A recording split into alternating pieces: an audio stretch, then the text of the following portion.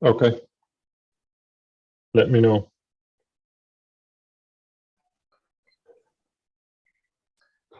Bueno, bienvenidas a todos y a todos a este ciclo de conferencias virtuales en el marco del Festival de Arquitectura, Diseño y Ciudad, de la Usina de Innovación Colectiva, de la Facultad de Arquitectura, Diseño y Urbanismo de Montevideo. Hoy estamos súper contentos, súper felices. Una vez más estamos como festejando los contenidos que de alguna manera hemos comisariado para este ciclo, y estamos súper contentos porque tenemos a nada más y nada menos que a Marcus Gader, que es, digamos, parte del colectivo Raumlabor de Alemania, en Berlín, y nos hace muy, muy felices porque en realidad hemos seguido muchísimo el trabajo de Raumlabor desde ya hace varios años. Es un aporte, entendemos, disciplinar, muy interesante, intentando como mezclar, digamos, a los arquitectos, a los artistas, a los performers, a los inventores, digamos, y a los comisarios, a la gente que de alguna manera quiere compartir un poco sus contextos y sus prácticas para crear, digamos, nuevos espacios, y sobre todo también para crear entornos y nuevas comunidades, ¿no? Y entonces, en ese sentido, creo que va a ser muy interesante la charla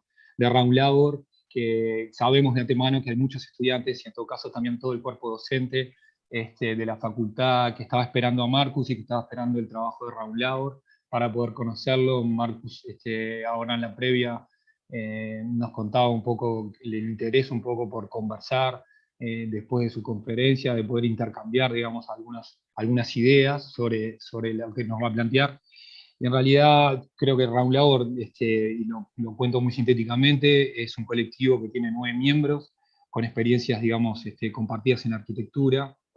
Ya decía que son arquitectos, son artistas, son performers, otros son comisarios y otros son inventores, y han incursionado, digamos, con diferentes ámbitos de actuación, ¿no? El grupo se desarrolló desde el año 1999, a partir de un interés común, digamos, como en una comprensión ampliada de la disciplina, ampliada de la arquitectura, entendemos, y que desde ese entonces se ha establecido como una práctica urbana, ¿no? Como un urban practice.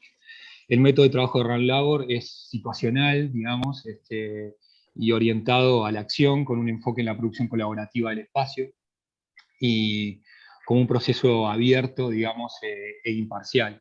Y en ese sentido pensamos que para todos nosotros, que estamos como interesados justamente en estas prácticas espaciales, el trabajo de Raumlabor es una referencia, yo creo que global, en estos momentos es una referencia global, desde ya hace mucho tiempo. Así que, Marcus, te agradecemos a vos, agradecemos a todo el colectivo Raumlabor que estén acá hoy, y te escuchamos con muchísima atención. Muchas gracias.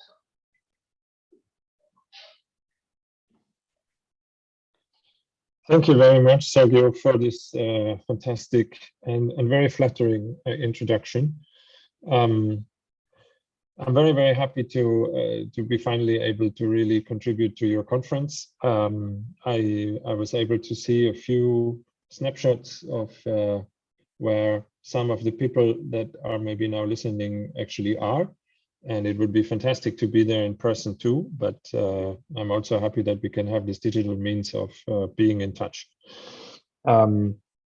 No, I think it's really too much what you say as an honor, but and you introduced us really perfectly. I prepared a small talk of let's say dipping into 4 different slightly different ways or methodologies that Raumlabor is using.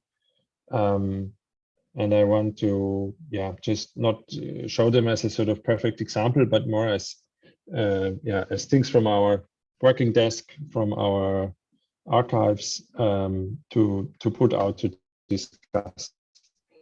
Obviously, maybe this as a pretext also, Raumlabor did not really start as an office. And maybe I can start showing some slides here. We started a little bit, I would say, in opposition to the, at that time, official city politics that was very much about, in the late 90s in Berlin, about restoring an idea of what they call the European city, and very much focusing on demolishing socialist time architectures and building architecture that looks even more old.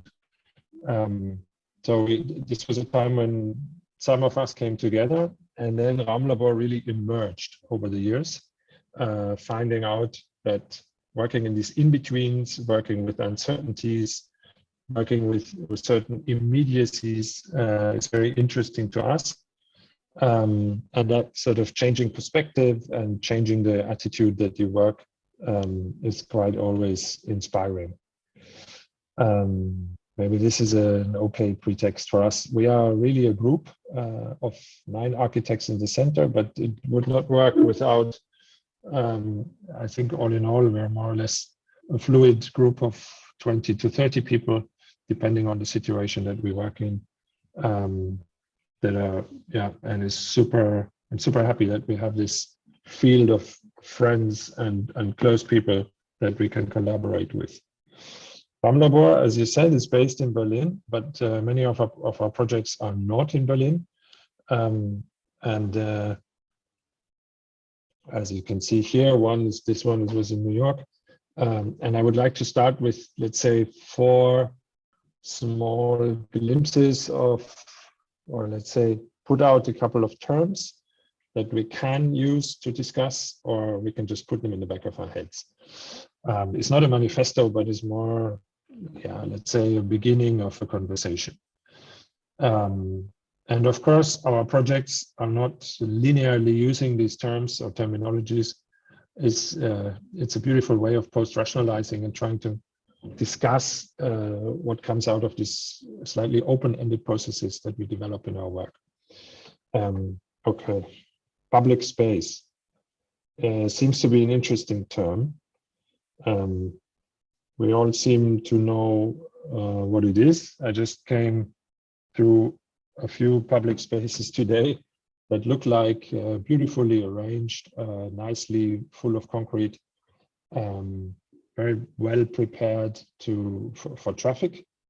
And sometimes there's people, sometimes there's not. In our understanding, public space, as we put it here, public space as a practice, meaning that the given space itself we can see as a resource, as a potential, but that if we want to make it a public space, we need to act together, and we need to sort of perform this publicness as an interaction between people. So a space without people cannot be a public space with this definition. Civic society is a very important term. Even recently in our work, it became more and more important with the whole discussion about right to the city, the discussion about who is where, and obviously the post-financial crisis development on the real estate market, radically changing accessibility of cities and reorganizing society in space.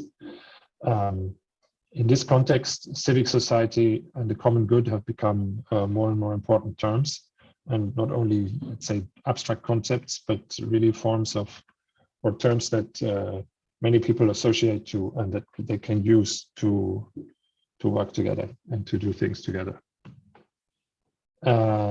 Agency is a term that is very beautiful in English. In German, has a very strange sound. It's called Handlungsmacht.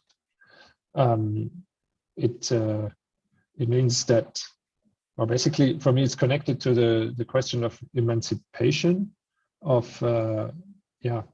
feeling the power to be able to do something, and that what I can do actually has an impact on my environment, on the future of a city, on something larger than me.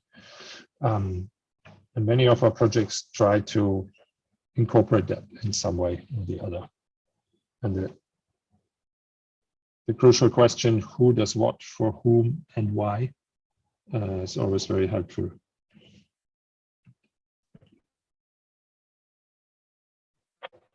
I have an interesting sound around me. Protocol. That's another term I really like.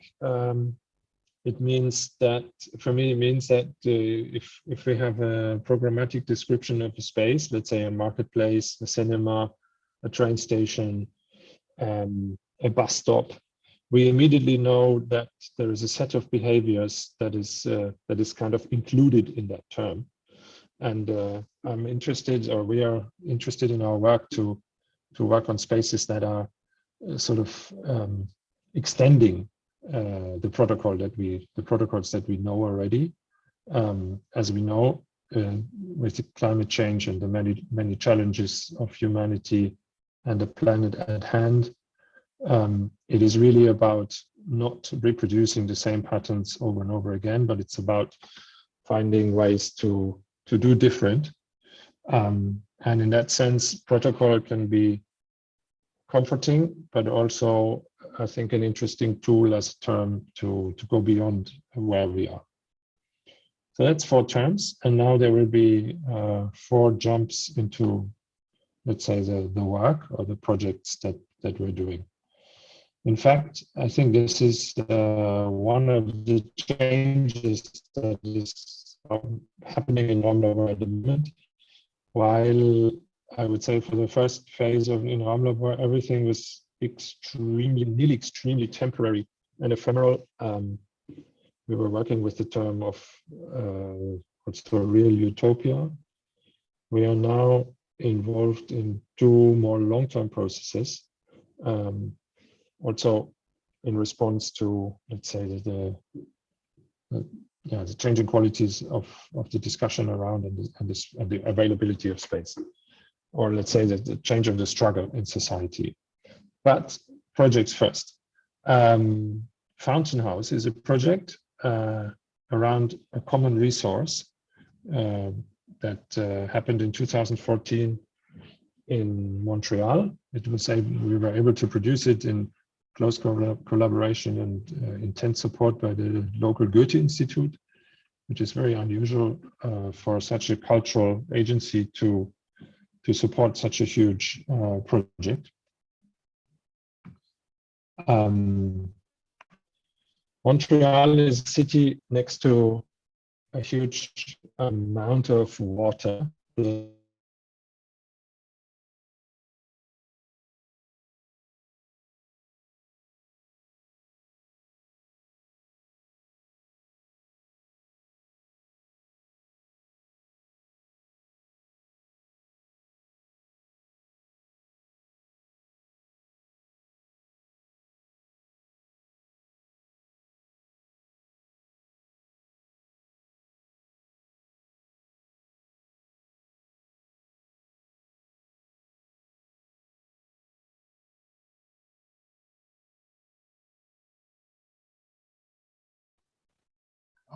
Pensé que era yo, ok.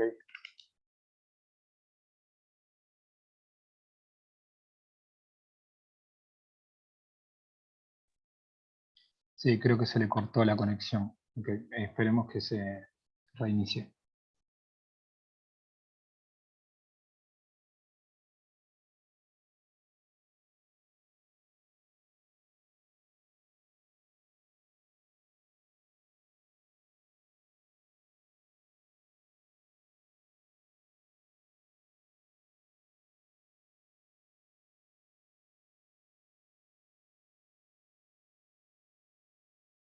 Ahí está regresando Marcus.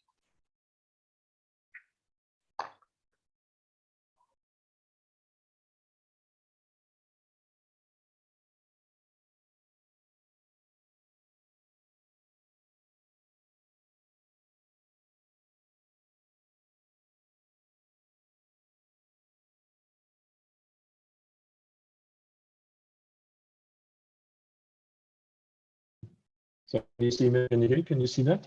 Just a quick sign. Yes. Okay, sorry, my internet broke down. I'm now streaming through my telephone. I hope that will be more stable. Anyway, we were in Montreal. We were talking about a resource, which is the common resource of water. And we are now walking through the drinking water factory of Montreal, which is cleaning this water as a common resource and making it available for all.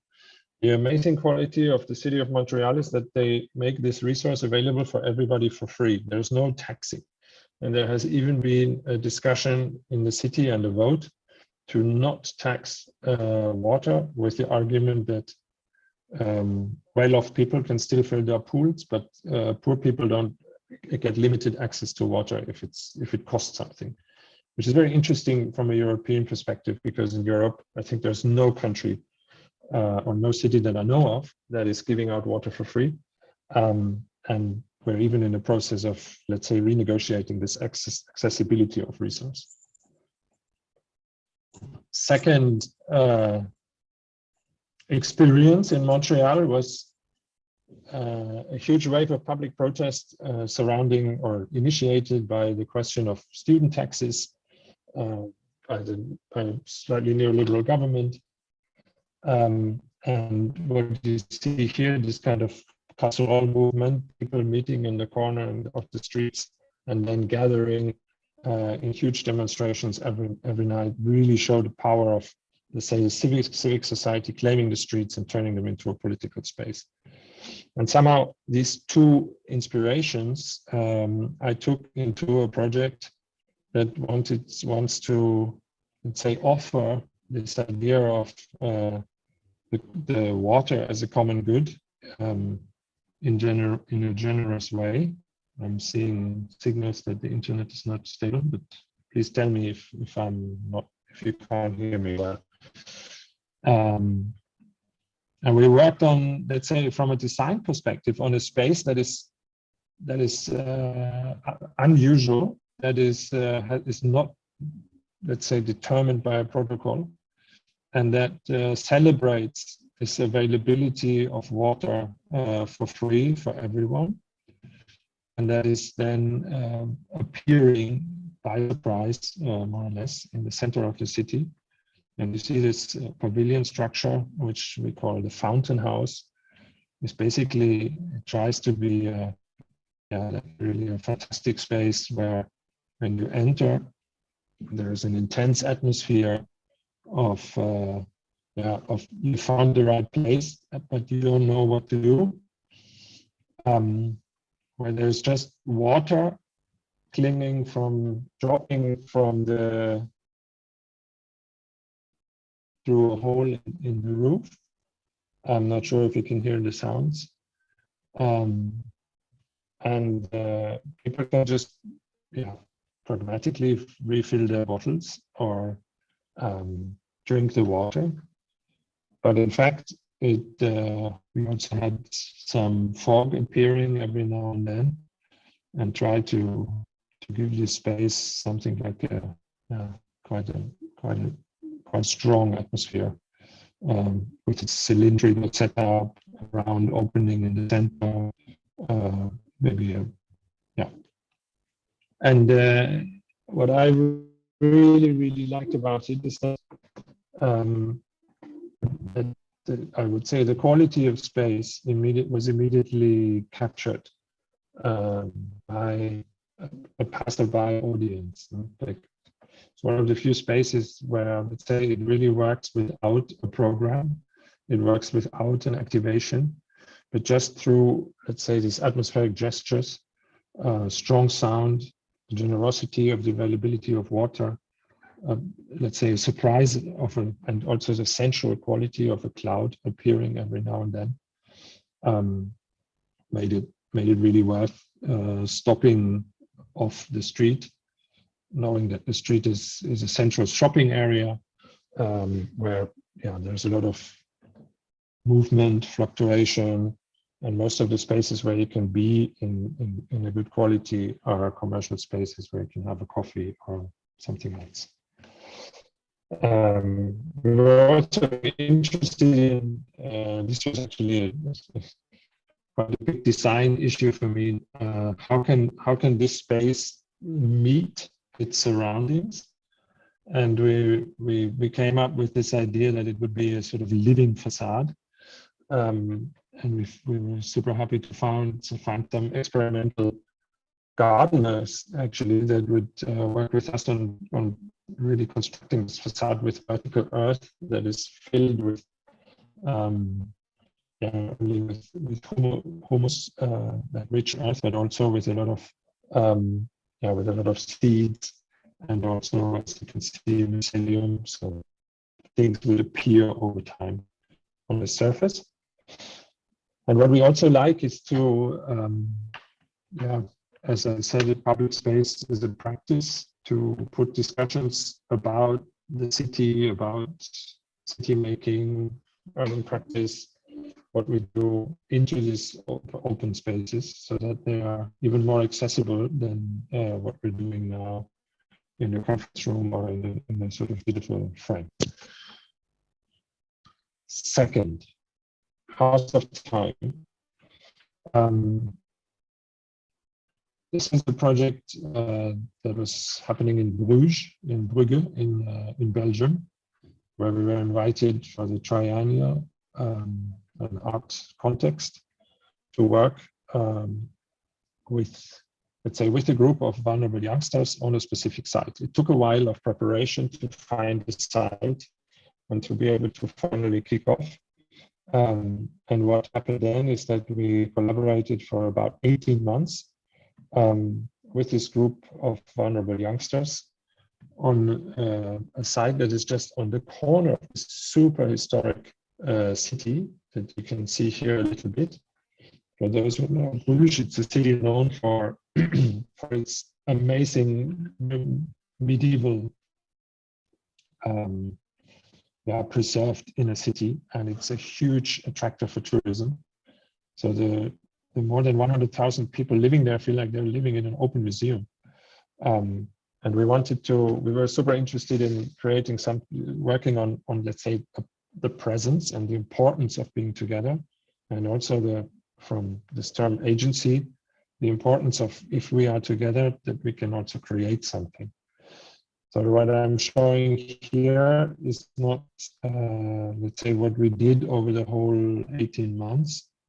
The general strategy was that we are a team that is not living in the same city, is that we would come back for sessions that we would call workshops. And that in between, there would also be a local team that would work on a continuity of programming, of activation of the place, through concerts, running of a kitchen, offering the workshop for what people want to do. So what you saw already is that we had this starting opportunity to start with a workshop as a setup, and then we came with ideas. And we thought, okay, the first workshop, and this is what I will show today, is about creating a hot tub together.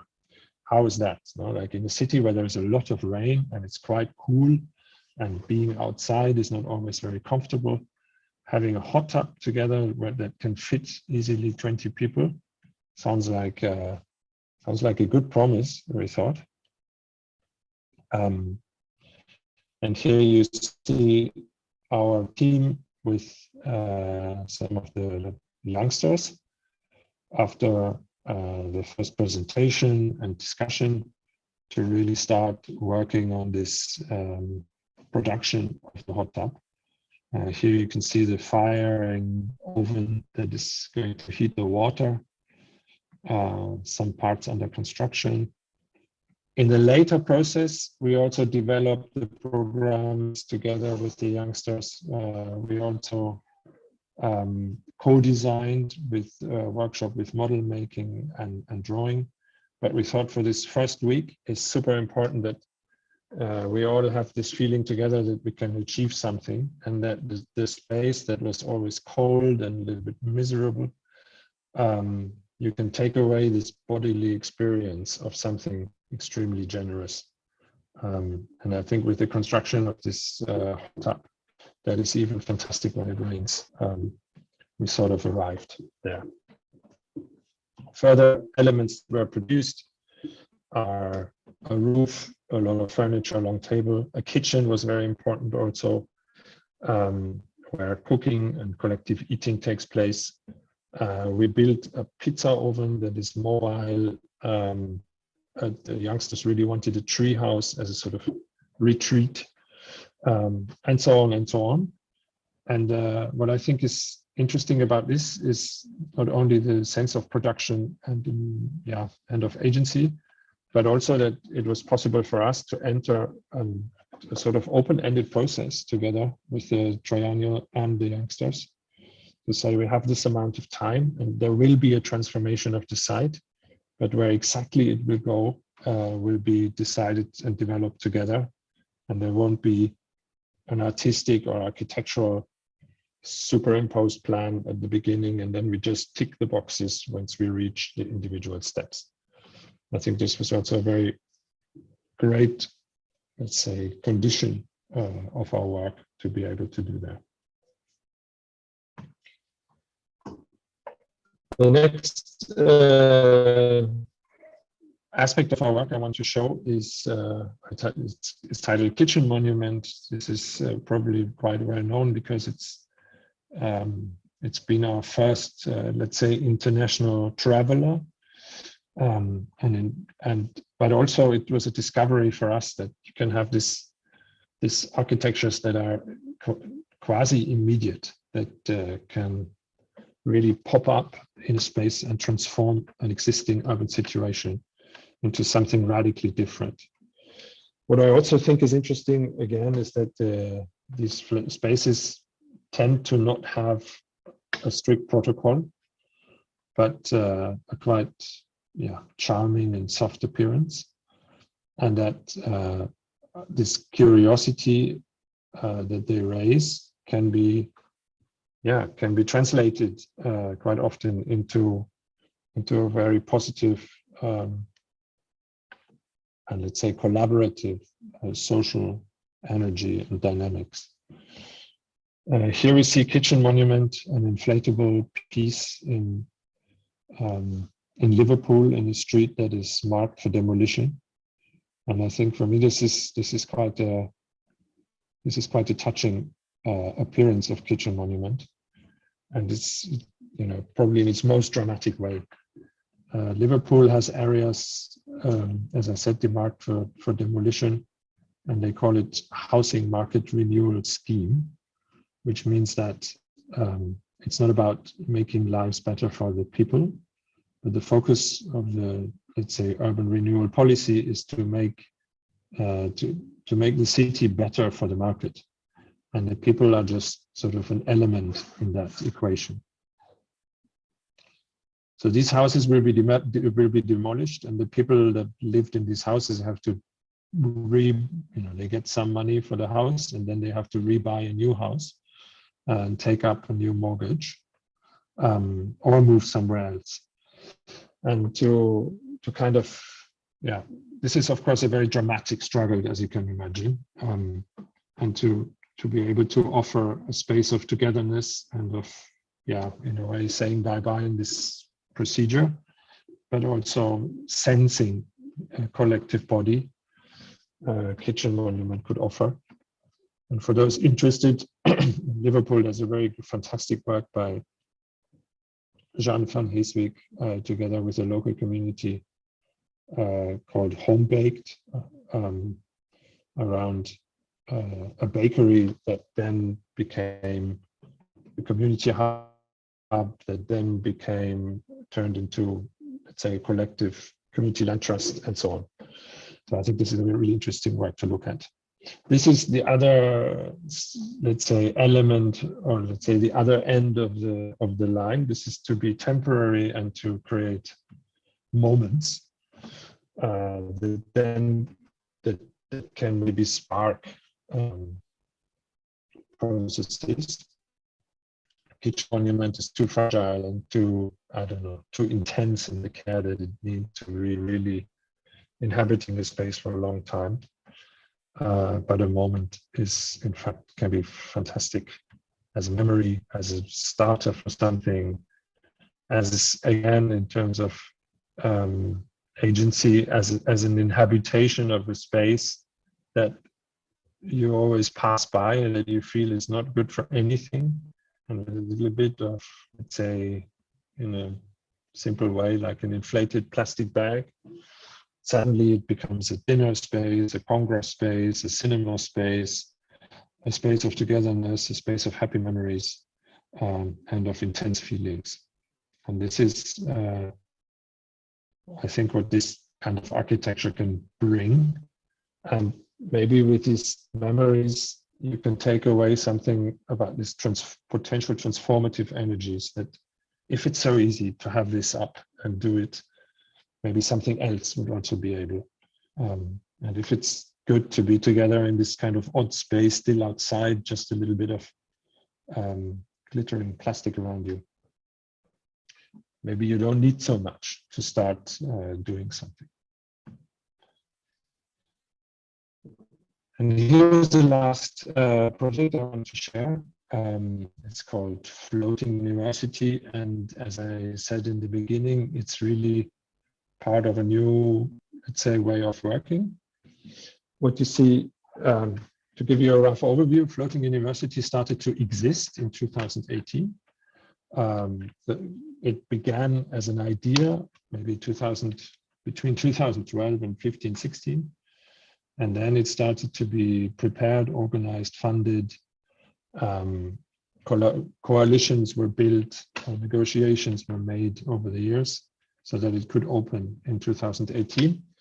And at the end of 2018, it transformed from, let's say, this Raumlabor initiated artist, architect, created and supported and, let's say, induced collaborative big entity that is also temporary, started as a one-year project.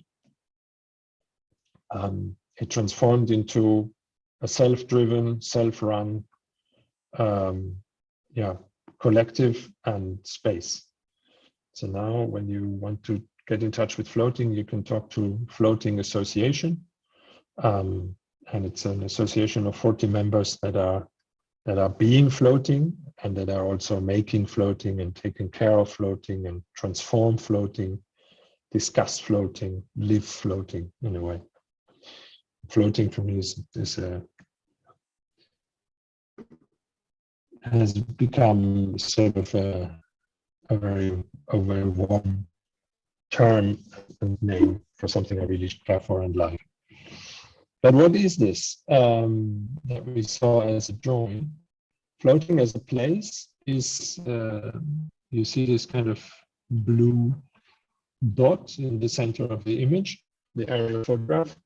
It's a piece of technical infrastructure of a former airport that you can see in the bottom. That's the former Tempelhof Airport in the center of Berlin. It's been disused since 2008, open to the public since 2010 as a free field. That it stays free and is not built on was confirmed through a public referendum, stopping any plans for construction on it. So it's a very interesting open space and also a space of public debate. And next to it is this forgotten blue dot, which is a rainwater retention basin, basically collecting rainwater from the airfield, from the concrete surfaces, and storing it and slowly giving it to the sewage system so that it doesn't overflow. So it's basically a piece of technical infrastructure surrounded by cemeteries and allotment gardens. Here's the immediate neighbors. And here comes a couple of architects with, let's say, imaginary drawings. I think this is a power that we can have. We can imagine something that is already there to turn into something that is, that is completely different. Here's a drawing by Florian, adding some structures to this blue lagoon that could be seen as a research center, as a fun park, as a water filtration system, as a technological, but also as a human device. We don't know so exactly. It became more elaborate and more precise. This is actually like an ethnography of what was built in 2018 nearly. You can see a sort of cluster of spaces in the bottom of the drawing, a very long walkway and at the upper part is the entrance to this space. And you can see it here in the image. And you also immediately see the quality of the site. The site is sunken in from the surrounding ground level for about 7-8 meters. It's surrounded by a lot of trees, and you really don't feel like you're in the center of the city. But you feel you're in some kind of a nature reserve, ecotopia. But instead, the water that you're seeing is, as I said, surface water. So it takes everything that comes from the surface. It brings chemicals from the cars, tires, and whatever it finds. So in a way, what we inhabit here, I always like to call it a sort of contaminated paradise. We really have found a place for the contradictions of today, that it looks fantastic, but we cannot touch it somehow. What you see on the images behind is, let's say, some of the programmatic range that took place in floating in 2018. And what I really liked is, let's say, the collision of different programs happening at the same time, not being too coordinated, but really coming together in a slightly accidental mode. So you would have academic programs, student groups, architectural designs, performances. Here's Jane Randall discussing critical spatial practice, so lectures, discussions, art workshops. Here's Raoul Walch with his flying semaphore workshops. Artistic interventions. Really, I think what I like about it is that there was a lot of people bringing a very serious energy of their background. And it all comes together as an energy of an immense potential and a huge joy of surprise, seeing what people can do when they're really dedicated in doing something. So floating became really a vessel that very quickly filled with energies of many, many people. This is a diagram I took from an earlier project. It's we learned it from Jeroen Saris, who was head of the planning department of Amsterdam, and he drew it in a discussion about how to develop Tempelhof Airport into a public piece, let's say, a part of the public city. When the question was how to open. And he suggested to leave behind this idea of the master plan and really advocated the idea of the open process and about having a phase to learn and to experiment and to slowly find out who can be doing something, what can be done, how can it be done, and also how our ideas transform when they are being tested on the ground, because not every idea wants to live in the way we think it, but it immediately, when it touches the ground, when it starts living between people and starts to circulate,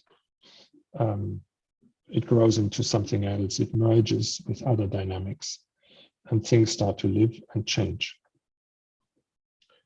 So he has this proposal of, very diagrammatic, to say, what if we have a period of 5 years to create more and more energies of more and more dynamics around the place, and connect that to stimulating ideas, openness, find programs, support diversity, act temporary, test, and only then determine long-term concepts, long-term capital investments, and condense and consolidate. And interesting enough, floating is at exactly that point. It started in 2018. It then transformed into an association, and it now is right in between an actor that is still very fragile, very precarious in many ways, but also very knowledgeable, very diverse, very pluralistic, and quite a big group of people that is in conversation with the owner of the site, which in this case is the city represented by Tempelhof Project, about becoming part of its transformation into a more sustainable part of the city. And I think this is a quick overview that I want to close with. And I would like to thank you very much for your attention. I hope that was some ideas. I will now try to close this, and it worked. Thanks. Bueno, Marcus, muchísimas gracias por la presentación. Creo que seleccionaste, digamos, por lo menos de lo que conozco yo de los trabajos de Raumlabor, digamos, unos pocos trabajos tal vez que representan muy bien lo que el espíritu del colectivo, que de todas maneras sabemos que los trabajos de Raumlabor son extensos, que tienen una práctica, digamos, como muy variada de hace muchos años, y que realmente cuando uno entra en contacto con ese archivo, diría yo, porque a veces como que la página web se entiende también como una especie como de, digamos, como de biblioteca que uno puede consultar, ¿no? Como en distintas categorías, ¿no?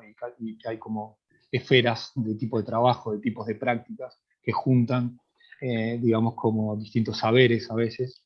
Y entonces me parece que hay como una selección bastante medida de ese trabajo. El último, el Floating University, para nosotros es especialmente, digamos, amigo de lo que estamos haciendo hoy en día en el ex mercado modelo, a un proyecto que llamamos Modelo Abierto y que era un poco lo que estábamos intercambiando hoy más temprano antes de la conferencia.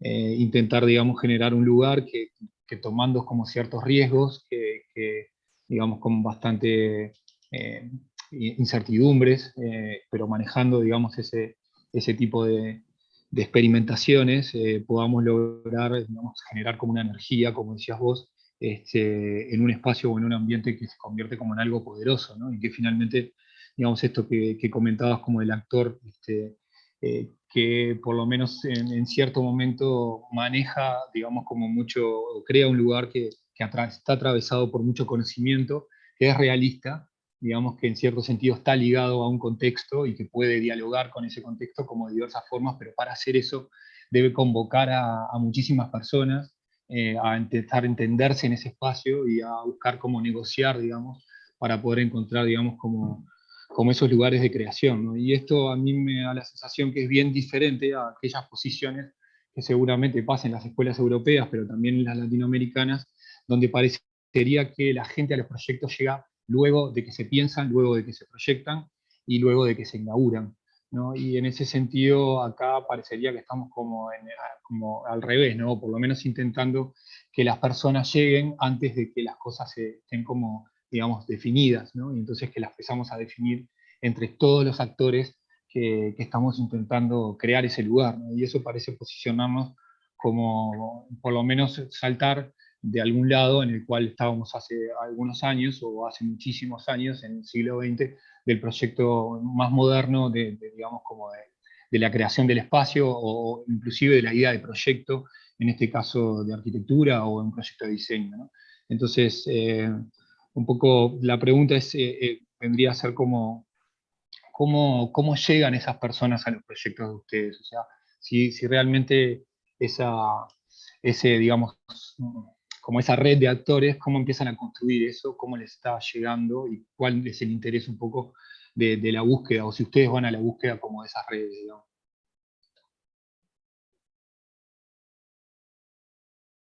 Mm-hmm.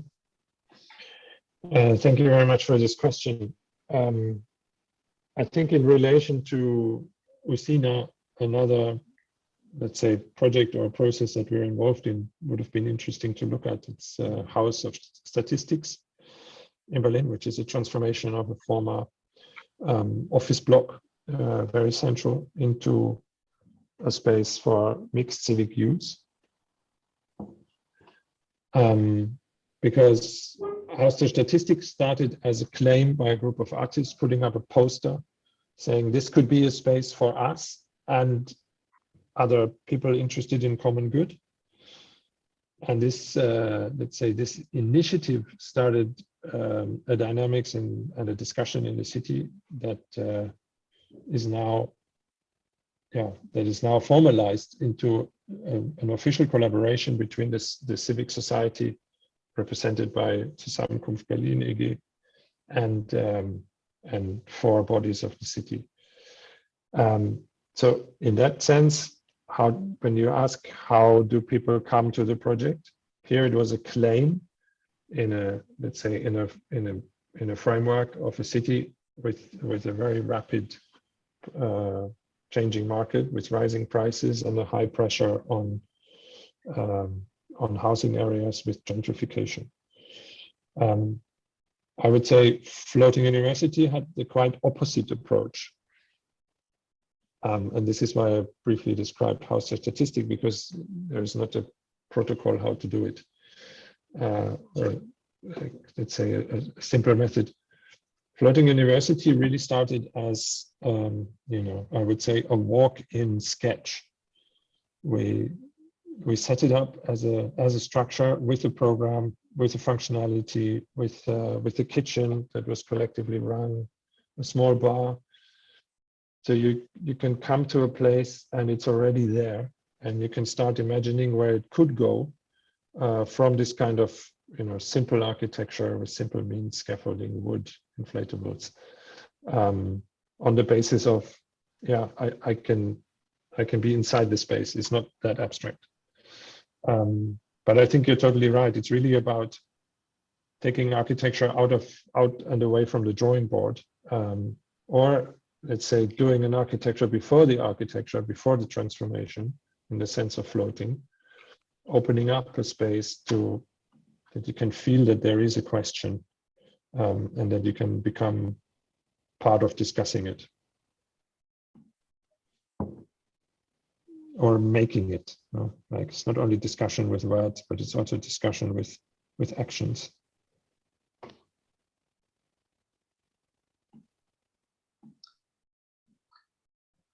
Bien, yo me oía, ¿no? Creo que esto que último que decías vos, ¿no? Como el pensar y el hacer, ¿no? O sea, digamos, como la práctica, la experimentación, pero también un poco la reflexión y al mismo tiempo ir yendo como de un lado para el otro. Una pregunta que en realidad estaba llegando, esto lo estamos retransmitiendo por YouTube, y nos preguntaban cuáles eran las herramientas, digamos, cuáles son las herramientas que utilizan en los procesos creativos y de ideación, ¿no?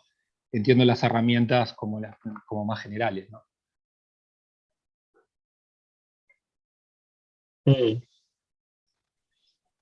Interesting. It hits a nerve because I'm very reluctant to use the term tools. But on the other hand, I would say I would like to use the term situation or situatedness. And maybe that's a more, it's not a precise answer to the question, but it's more, let's say, a description of an attitude. For me, the term tool somehow implies that you have a methodology, or let's say an apparatus that you can apply wherever you go.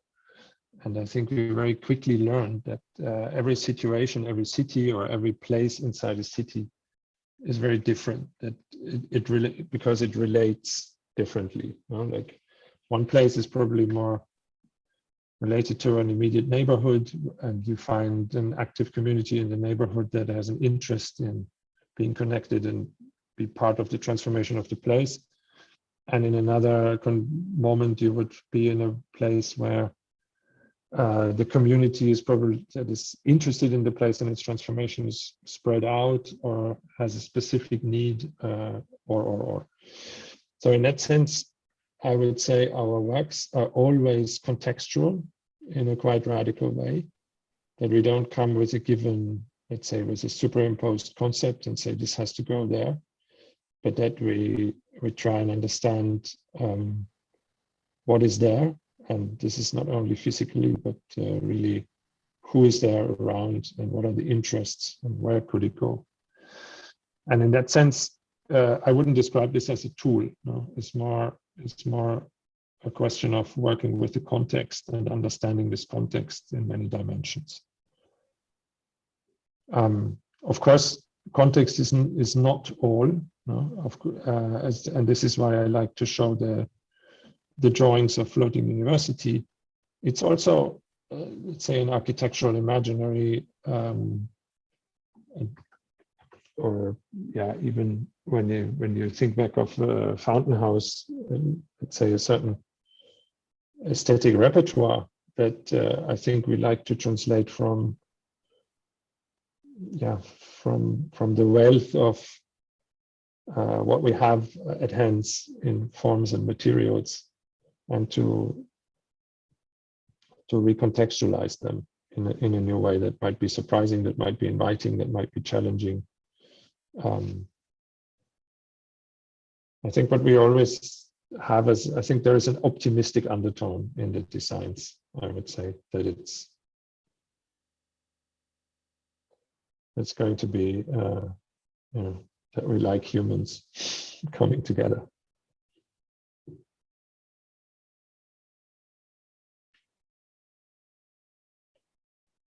Bien, y capaz que un poquito como para terminar un poquitito el diálogo y algunas preguntas que te queríamos hacer, creo que estaría bueno que, como poder consultar si en realidad, o sea, Raumlabor tiene como una... Esto se hablaba mucho de los protocolos hoy, ¿no? Había como, ¿no? Hoy decían, marcaban como 4 conceptos, que era el espacio público, el agenciamiento, ¿no? La sociedad civil y un poco los protocolos. Y como que me quedé pensando un poco hasta dónde, digamos, esos protocolos tienen como una marca muy fuerte dentro de los proyectos, o es más bien como una especie como de excusa, como para poder organizar, digamos, como un poco las ideas, ¿no? Entonces, a veces, generalmente, cuando trabajamos, pienso yo, desde la arquitectura o de las disciplinas del diseño, el proyecto y más o menos el intentar reflexionar sobre qué hacemos y cómo lo hacemos, en definitiva es una parte también que está dentro, ¿no? de eso mismo, ¿no? No solo es como producto, ¿no? Sino es como el propio proceso, digamos, es parte del proyecto. Entonces, ¿cómo lo utilizan ustedes, digamos, o por lo menos cómo trabajan en ese sentido con los proyectos que tienen, ¿no?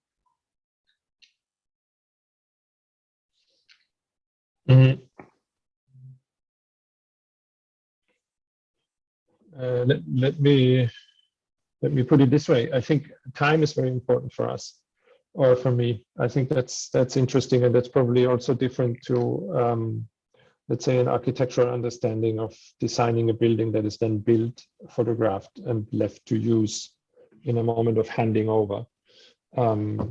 What we are doing as much as we can, I think, is stay in the process of using and changing the architectural setup. And I think like this, you can become part of an emergence of something, an emergence of a program, an emergence of a site, an emergence of a community that is not there in the beginning. And I'm not sure if that's an answer to the protocol. For me, also, a second answer or reference to the protocol is that if you want to, some of the spaces or situations that we created, let's say, were a little bit unusual, and try to open up a sense of freedom for many, where we were using, let's say, the common protocols in the title really as an invitation. If you look back at an early work, which is called Hotel Neustadt, it was a pretty crazy inhabitation of a completely rundown concrete high-rise, where youngsters of the city were invited to design hotel rooms that were really beautiful, but quite simple. And we wanted more or less everybody to take part in this crazy moment that was made possible through a theater festival. So thinking a theater festival that you can inhabit, where you can sleep, where you can have breakfast, where you can have friends, So really not a theater festival anymore. And these two terms are allocated to different protocols. So we're using the hotel protocol in order to invite people to behave different towards what is actually under the, let's say, under the lid. It's a theater festival, or was made possible through a theater festival. And I think yeah, maybe that's the sort of double answer.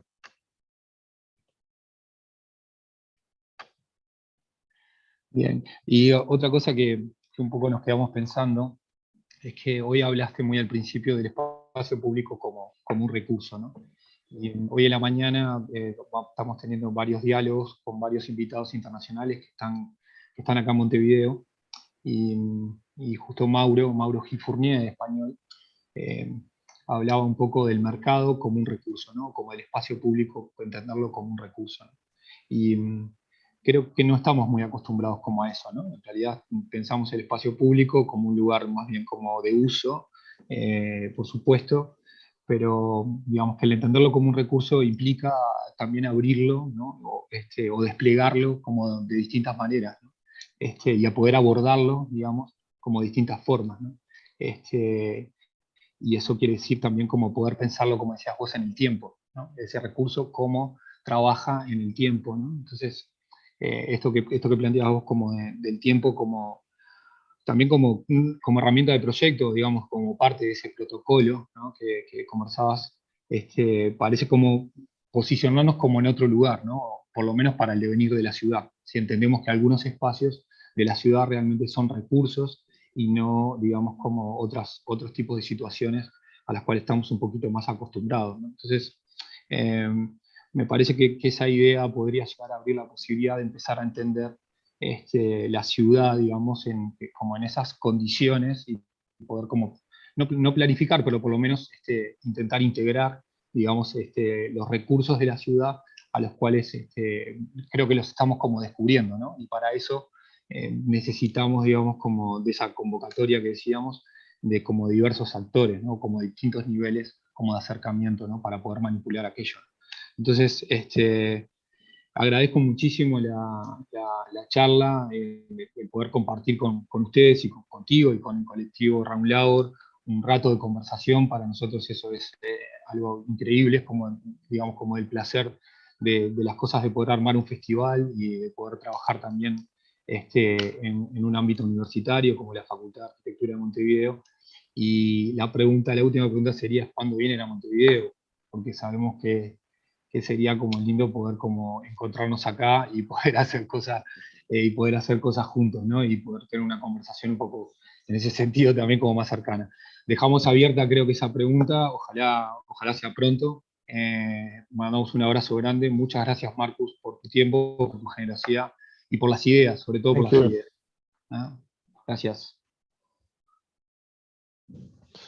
Yes, it's on me to thank you for your flexibility today with this sort of subtle system change. Apologies for that again.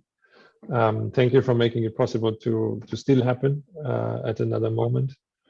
I was very happy to do this even remotely, and I would be super curious to come and see you in real life in Usina as soon as possible. Muchas gracias, Marcus.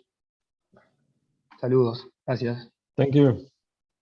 And also thank you for the translation. Fantastic.